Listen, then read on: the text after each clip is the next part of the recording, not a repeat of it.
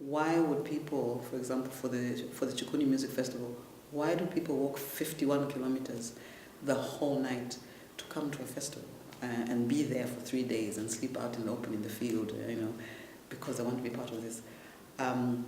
What I learned in terms of why people go there, was very similar to why people go to a similar event in Australia or in the States. It's what drives people. It's about the inspirational factor of the production or the work. It's about people being part of a sharing and growth experience. It's part of people feeling they've been consulted, they were part of this, they created some of this, and they own it. Those are the things I think that drive people to walk miles and kilometers. It's part. I think the other part was people being connected through that festival to other parts of their lives, being perhaps even feeling that they're solving some problems for themselves as a community through coming together through this event. Our experiences sometimes are very culture bound, and what is theatre in my country might not be theatre in England, and and we need to start understanding those things. So we need to widen our definitions in terms of understanding the world, but we also need to contextualize our understanding of our own situations so that we're not perhaps misapplying some of these things. We can participate in artistic events in so many ways now, as opposed to the past where you had to physically think about venues, and we no longer have to do that. And people can participate from their homes, from a place you don't even know that they're participating in your event, and they are.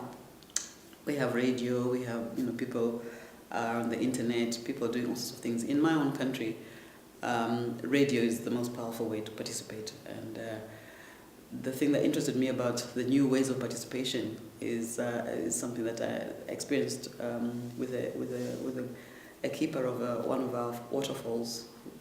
He looks after this, and it's in a really remote place.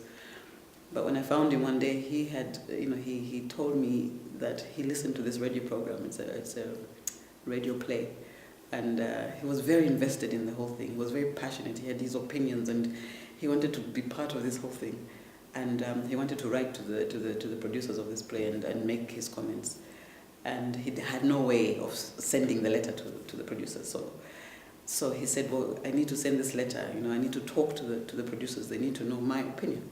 So, since there was no post office or anything like that, we agreed that on a certain day he would leave a letter to the producer under a stone, which we identified under a particular tree. And 3 days later, when I came back from where I'd gone up north, sure enough, I found the letter there, and he had addressed it to the producer, and I took it to the radio station, and I asked them to please read that letter out, because they had a little, bit of the program where they read letters out. But it really opened my mind to the fact that people participate from a distance, and it's the new normal. We will probably see more people participating in our events as part of our community from distance, from locations that are not even connected to what we're doing. People will invest themselves when they feel part of something, and a lot of what is emerging now is that people participate in the arts when they feel like they are being creative and part of what is going on.